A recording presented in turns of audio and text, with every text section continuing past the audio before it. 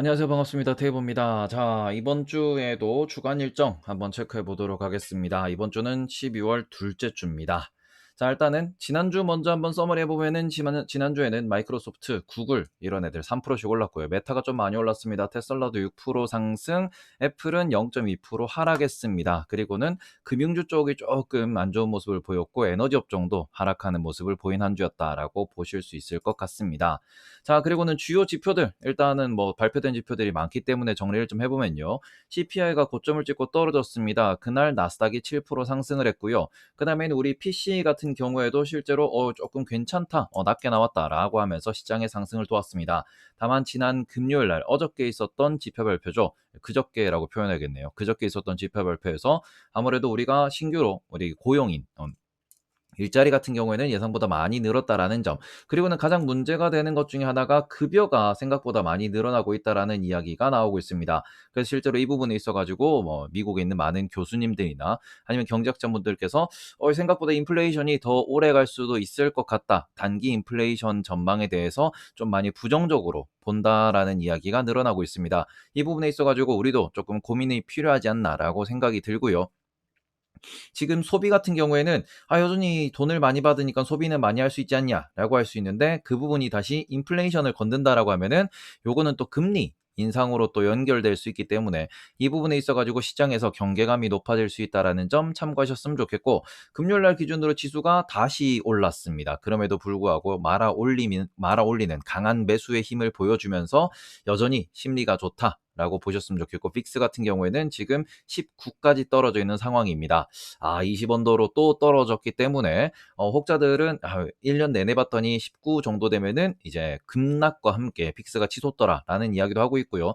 아니다, 이번엔 다를 것이다, 또 이야기가 나오고 있는데, 과연 정말 다를 것인가, 아니면은 이번에도 또 이렇게 좀 조정을 받게 될 것인가에 대해서는 판단을 많이 해 보셨으면 좋겠습니다.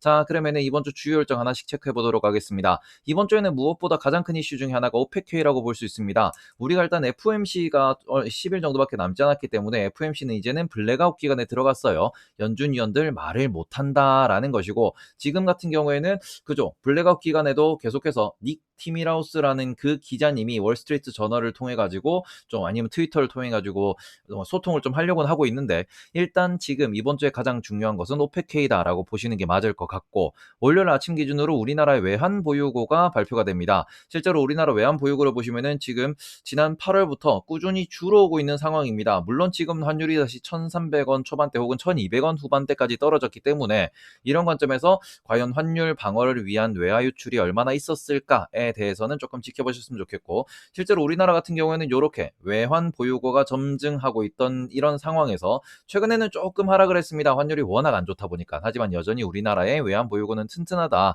이것 때문에 우리나라가 흔들리는 없다, 뭐 요 정도는 좀 챙겨가셨으면 좋겠고, 다음으로는 우리가 이제 화요일 시장에 영향을 미치는 요인들입니다. 월요일 밤 같은 경우에는 유럽에서 이제 PMI 지표가 발표가 되고요. 그럼 유럽에는 또 소매 판매 지표가 발표가 됩니다. 조금 중요한 포인트라고 볼 수 있는 부분이, 유럽의 지금 현재 소매 판매 지표는 전년 대비 혹은 전월 대비로 상당히 이제 감소 추세가 빠르다라는 이야기가 나오고 있습니다. 아무래도 경기 침체에 들어섰다라는 이런 분석도 나오고 있는 상황이다 보니까 실제로 소비도 많이 줄어들고 있고 판매도 많이 줄어들고 있다, 말 그대로 유럽이 돈을 못 쓰고 있다 정도를 체크를 계속 해보셨으면 좋겠습니다. 그리고는 미국에서는 ISM-B 제조 PMI 요게 또 나옵니다. 이 부분에 있어가지고 우리가 좀 체크가 필요하다라고 볼 수 있는데, 영국에서도 PMI가 나옵니다. 영국 PMI 같은 경우에는 지금 그죠, 48.2, 48.3 이런 식으로 해가지고 바닥을 찍었다라는 얘기가 나오고 있는데, 이번에도 예상치가 48.3이에요. 과연 이 부분이 예상치보다 잘 나올지 예상치보다 떨어질지, 예상치보다 잘 나와서 49, 50이 나온다 그러면은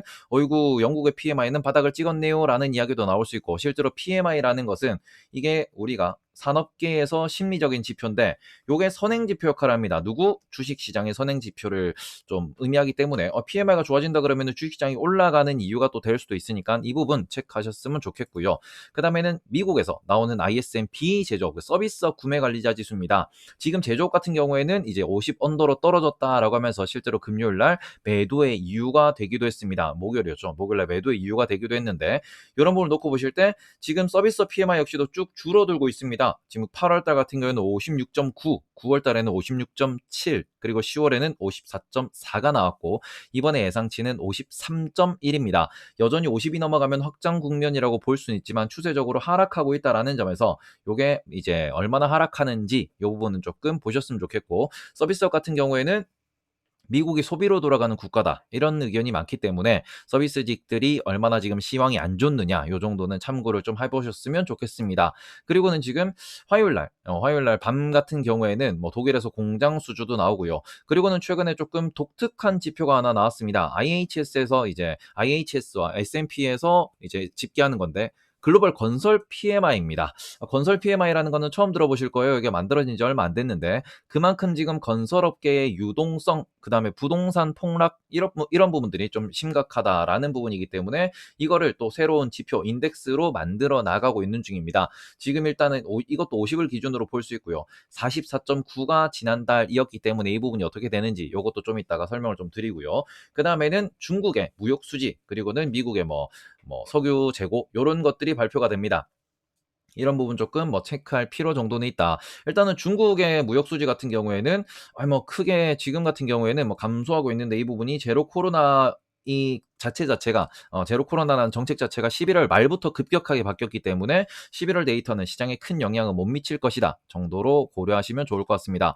일단 유로존에 새로 만들어졌다는 건설 PMI입니다. 요게 지금 이제 4개월째 나온다라고 보실 수 있는데 지금 44.2에서 45.3, 그리고는 또 다시 44.9로 떨어지는 모습을 보이고 있고, 요번에는 얼마가 나올지 일단 예상치는 나오지 않았습니다. 새로 만들어진 지 얼마 안 됐기 때문에. 하지만 여전히 50 언더에서 꾸준히 놀고 있다라는 점. 지금 글로벌로 건설 경기가 매우 안 좋습니다. 부동산 경기가 안 좋다라고도 볼 수 있는 부분이고, 요 동네가 지금 단기 유동성 때문에 좀 많은 어려움을 겪고 있다. 우리나라도 지금 이 부분 때문에 건설사, 그 다음에 PF 이런 데 이야기가 많이 나오고 있죠. 이런 부분이 지금 우리나라뿐만 아니라 전 세계적인 문제가 되고 있다라는 점 기억을 좀 해주셨으면 좋겠고, 요게 금리 인하가 실제로 이루어지기 전까지는 계속해서 좀 언급될 만한 이슈이기 때문에 이 부분에 있어가지고 우리는 지금 보험사의 뭔가 그 비은행 금융권의 레버리지, 그리고는 건설 쪽의 레버리지 이런 쪽에 대해서 조금 신경을 많이 쓰셔야 된다라는 점 다시 한번 좀 말씀드리도록 하겠습니다. 자, 그리고는 수요일 같은 경우에는 수요일 오후입니다. 영국에서 주택가격 지수 나옵니다. 지금 영국 같은 경우에는 주택가격 하락치가 상당히 이제 좀 심각한 수준입니다. 지금 글로벌에서 주택가격에 문제가 있다라는 곳이 한국, 그리고는 캐나다, 그리고는 영국 이런 데가 좀 있어요. 실제로 이런 국가들, 중국도 포함되기 때문에 이런 국가들에 있어가지고 부동산 지수는 상당히 중요하다 정도를 체크를 해보셨으면 좋겠고, 그리고는 이제 유럽 지역의 GDP와 유럽 지역의 고용률이 발표가 됩니다. 그리고는 미국의 30년물 모기지 금리가 또 발표가 되는데 일단은 전체적으로 소비라든지 주택 이쪽의 데이터가 수요일 날 많이 나온다라고 보시면 좋을 것 같고요. 지금 일단은 6.5% 정도 선입니다. 이게 7%가 넘어갔다가 상당히 많이 떨어져 있죠. 채권 금리가 고점을 찍은 것과 동일한 맥락이라고 볼 수 있는데 이 부분이 또 어디로 움직이는지 체크를 좀 해보셨으면 좋겠고요. 그 다음에는 이제 지난주에 큰 영향을 미쳤던 게 고용 보고서였기 때문에 이 부분에 있어서 단위 노동 비용이 분기별로 어떻게 움직이고 있는지 요 정도도 조금 보시고 비농업 부문 생산성 이런 부분도 조금 체크를 해보셔야 될 것 같습니다. 그리고는 이제 목요일로 넘어가면서 땡땡시 땡땡분이 되면은 캐나다에서 기준금리를 발표합니다. 캐나다 기준금리도 좀 이따가 보여드릴 텐데요. 캐나다가 이번에는 기준금리를 0.5% 인상할 거다라는 예상이 있습니다. 과연 이 기준금리가 얼마로 결정이 될지 이제 미국처럼 속도 조절에 나설지, 실제로 이제 캐나다 같은 경우에는 계속해서 속도 조절을 하고 있기 때문에 이번에 0.5로 올릴지 0.25로 올릴지 한번 체크를 해보셔야 될 것 같습니다. 그리고는 목요일 이제 아침이죠. 중국의 외환 보유고가 또 발표가 됩니다. 중국이 지금 미국의 채권을 어떻게 다루고 있는지에 대해서도 한번 체크를 해보셨으면 좋겠다 정도를 말씀을 드리고요.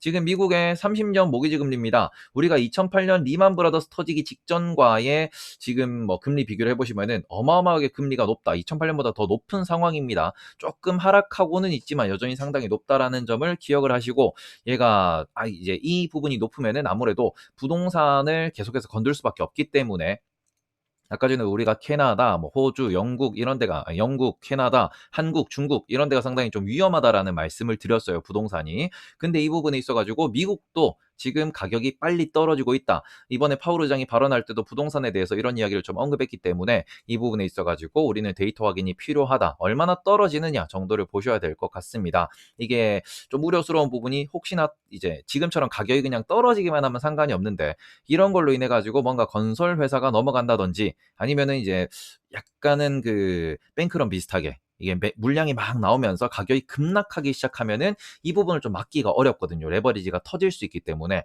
그래서 이런 부분에 있어 가지고 많은 투자자가 경계하고 있다 정도는 체크를 하셨으면 좋겠고, 자 그다음에는 캐나다의 금리입니다. 캐나다 같은 경우에는 처음에는 0.25를 올리고요. 0.5를 올리고 0.5를 올리더니 그다음에는 1%에서 이제 1.5%, 그다음에는 1.5%에서 2.5%. 자, 무슨 소리냐 그러면은 얘네들이 이제 0.5를 올리다가 갑자기 통수를 때리면서 이제 2.5%로 100bp 인상, 100bp? 1% 인상을 했죠. 그렇죠. 100bp 인상을 했고요. 그러고 난 뒤에는 이제 오히려 75bp, 그러고는 50bp. 말 그대로 이게 뭐냐 그러면은 1% 올리고 난 뒤에 0.7 올리고요. 그 다음에는 0.5를 올렸습니다. 이번에는 그래서 0.5를 올릴 거냐, 혹은 0.25를 올릴 거냐. 자, 캐나다는 이제 처음에 세게 한번 올리고 난 뒤에 조금 속도 조절을 하고 있는데, 캐나다가 만약에 0.25를 올린다라고 하면은 오히려 주식시장, 자산시장은 환호할 수도 있다라고 생각을 합니다. 왜냐하면은 캐나다와 미국은 또 붙어 있기 때문에 정책적으로 약간은 이게 좀 비슷한 흐름을 보이고 있는데, 캐나다가 속도를 계속해서 줄이고 있네. 금리를 많이 못 올리네. 이러면서 미국도 이번에 0.5 올리고 내년 2월에 0.25 올리고는 뭐 안 올리는 거 아닌가? 이런 기대감이 있을 수 있다 보니까 캐나다의 금리 결정은 이제 미국 주식시장에 조금 큰 영향을 미칠 수 있다 정도를 생각을 하셨으면 좋겠습니다. 자, 그 다음에는 목요일입니다. 목요일 밤 같은 경우에는 언제나와 같이 미국의 실업수당 청구 건수가 나옵니다. 연속 4주 평균, 그리고 신규 실업수당 청구 건수가 나오는데, 지금 고용보고서가 아무래도 잘 나오다 보니까 지금 요 부분에 있어서 신규 실업수당 청구 건수를, 전문가들은 이런 얘기를 합니다. 요게 30만 이상으로 올라가야 연준이 피봇을 할 수 있다. 혹은 연준이 뭔가 이제 금리 인하라는 단어를 입에 올릴 수 있다라는 얘기를 하고 있고, 지금 이 부분이 안 떨어지고 있다. 여전히 고용시장이 탄탄한 상황이다라고 이야기를 하고 있기 때문에 요 부분의 데이터 숫자가 어떻게 가는지, 지금 지난주 같은 경우에는 22만 5천 명이었고 이번 주 같은 경우에는 5천 명이 증가한 23만 명이 될 것이다라고 예상을 하고 있는데, 예를 들어서 24만, 25만이 나왔다? 어이구, 생각보다 감원이 많네요. 그죠? 지금 빅테크들이 많이 감원하고 있기 때문에, 어이구, 실업수당 청구를 많이 했군요. 라고도 볼 수 있는 거고, 이 부분이, 그래도 20만 초반대 혹은 뭐 21만 이렇게 나와버리면은, 뭐야, 고용 왜 이렇게 좋아? 이러면서 또 시장이 떨어질 수 있으니까, 지금 고용 보고서가 나온 이후,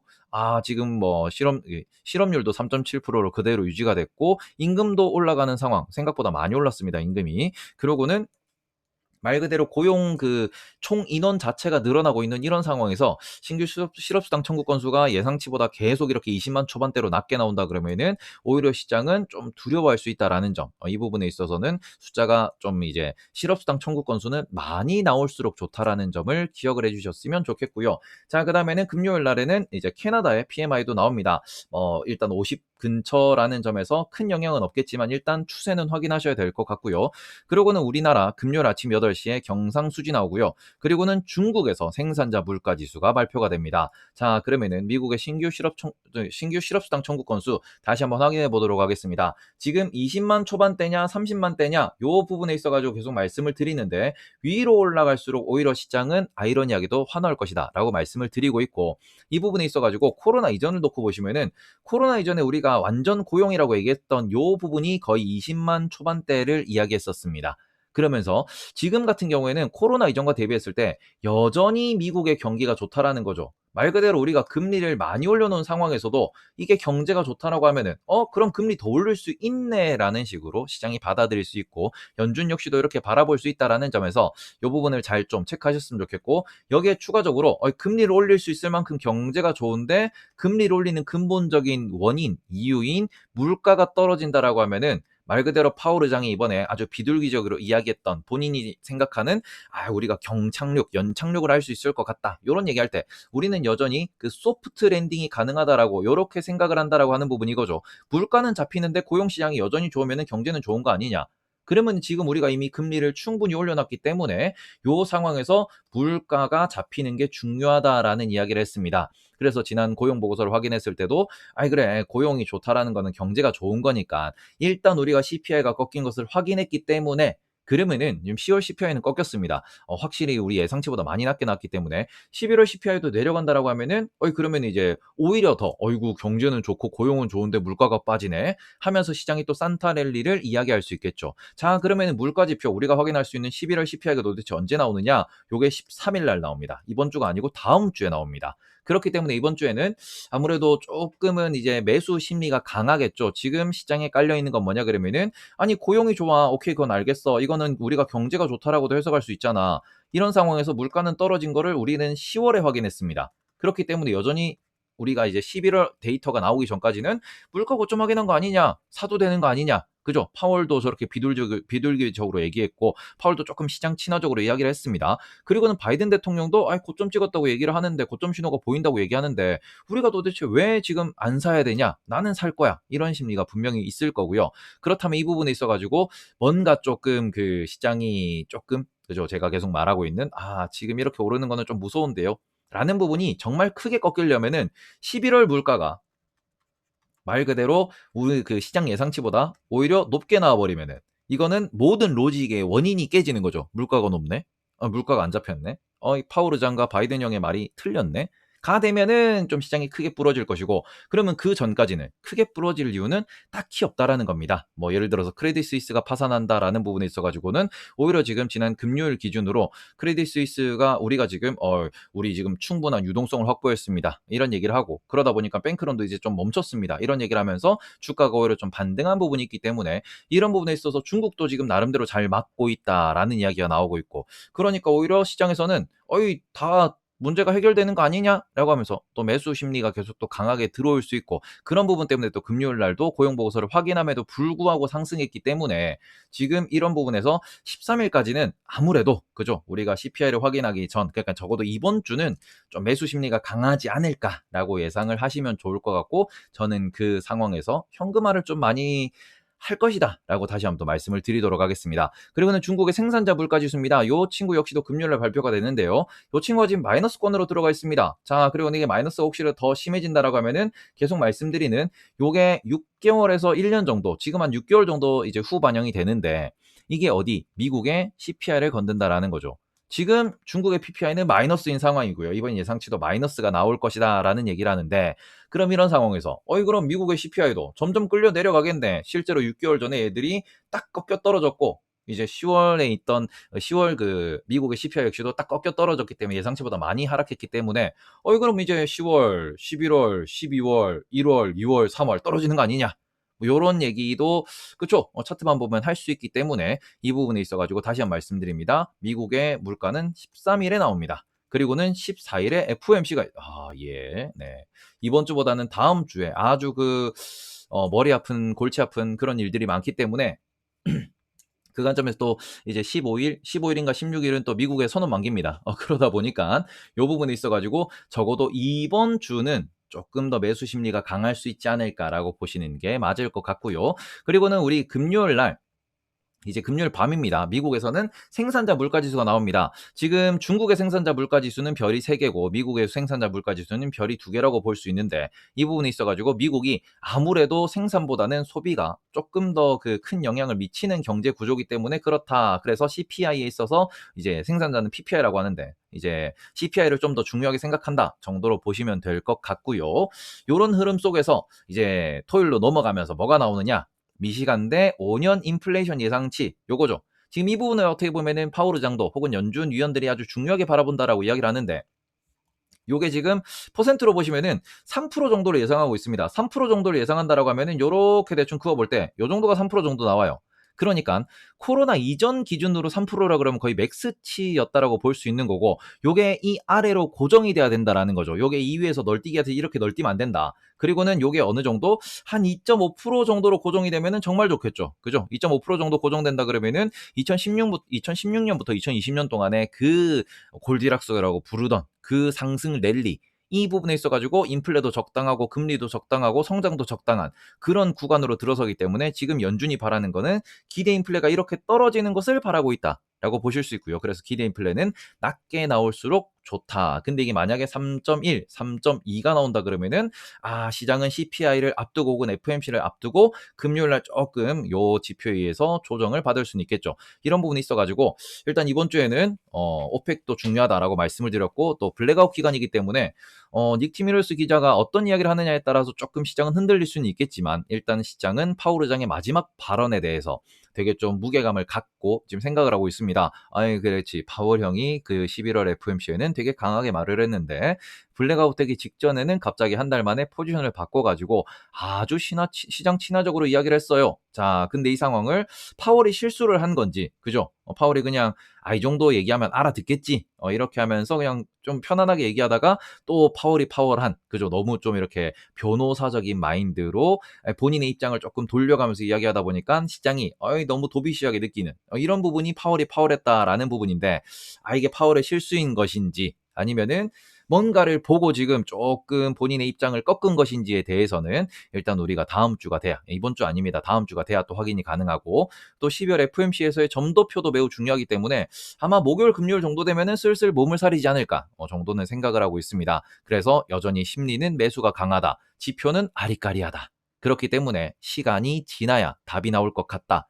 다만 가장 중요한 2023년에 우리 실적을 기준으로 놓고 보면은 지금 이 지수, 지금 주가 레벨에서 한 10%, 20%는 못 올라갈 것 같은데, 이런 이야기가 상당히 많습니다. 그렇기 때문에 포지션을 잘 정하셨으면 좋겠다라고 말씀을 드리고, 끝으로 지금 이것은 우리나라 여기 있다고 말씀을 드렸습니다. 우리나라를 덮치고 있는 그 북극에서 내려오고 있는 한파 덩어리입니다.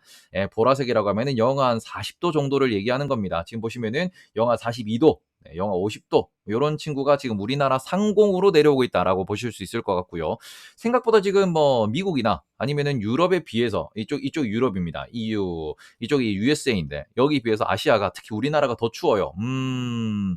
아무튼 중국에서는 그 뭔가 도로 공사를 하시던 분들 같은 경우에 그 조금 안 좋은 사고 소식도 들릴 만큼 지금 상당히 춥고 매우 추운 공기가 이렇게 북극에서부터 남하하고 있습니다. 원래는 이게 유럽 쪽으로 가면서 천연가스 가격을 건들 것이다라고 이야기를 했는데, 아이고야야, 이 예측이 틀렸죠. 지구가 돌면서 그 방향이 한국이 돼 버렸다.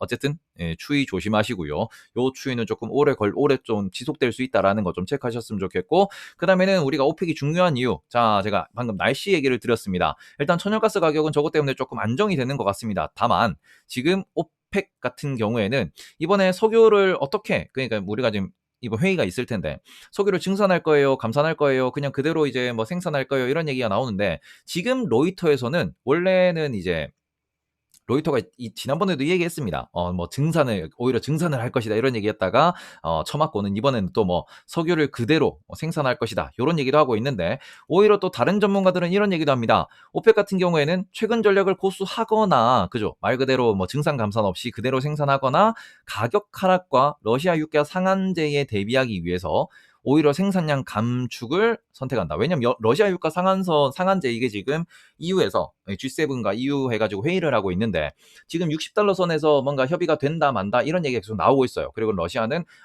나는 안 다를 거요, 뭐 이런 얘기도 하고 있는 중인데, 일단 이제 G7과 유럽에서 러시아의 유가 상한제를 설정한다라는 거는 러시아 기름을 사겠다라는 거죠. 그러면 오펙 입장에서는 지금 러시아와 유럽 간의 거래가 좀 많이 막혀 있던 상황인데, 이런 룰이 만들어지면서 거래가 터지면은 60달러짜리 거래네. 그러면 우리 이제 사우디에서 나는, 이게 중동에서 나는 이 기름 자체 가격이 떨어질 수 있으니까 그거 방어하기 위해서 그냥 가격을 그냥 우리 생산을 줄여버릴 것이다, 이런 이야기도 나오고 있습니다.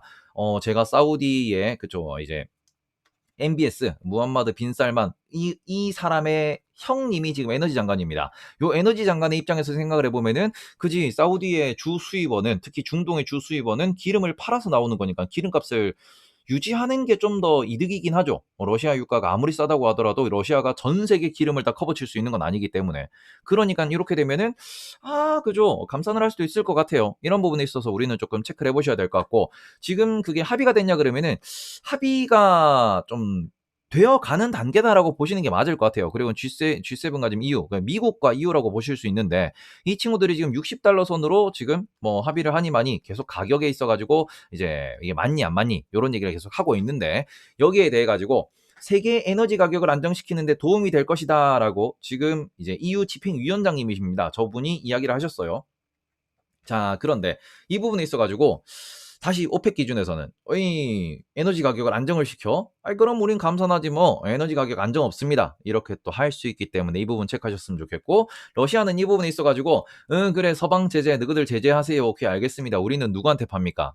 제재에 전혀 신경 쓰지 않고 있는, 자체적으로 이게 경제 대국이라고 볼 수 있는, 혹은 경제가 망가지고 있는 그 인도, 중국, 터키에다가 석유를 팔면 됩니다. 네.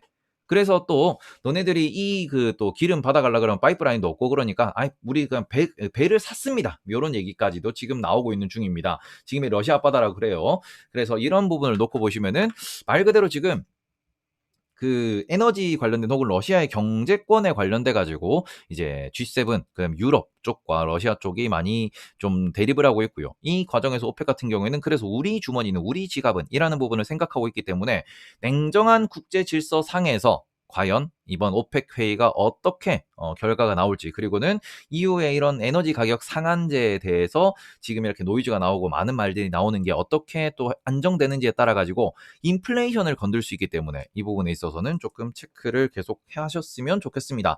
어쨌든 저쨌든 국제유가는 $100 언더에서는, 그러니까 뭐 $80, $90, $100 정도 수준에서는 인플레이션을 건들지 않겠지만, 그 위로 올라가면은 또 인플레이션 공포가 올라올 수 있다라는 점, 이 부분을 기억을 하시면서 국제유가가 너무 많이 안 올라야 한다, 뭐 요 정도를 룰로 생각을 하셨으면 좋겠습니다. 자, 그러면은 이번 주 주요 이슈, 주요 이제 일정은 요 정도로 말씀을 드리고요.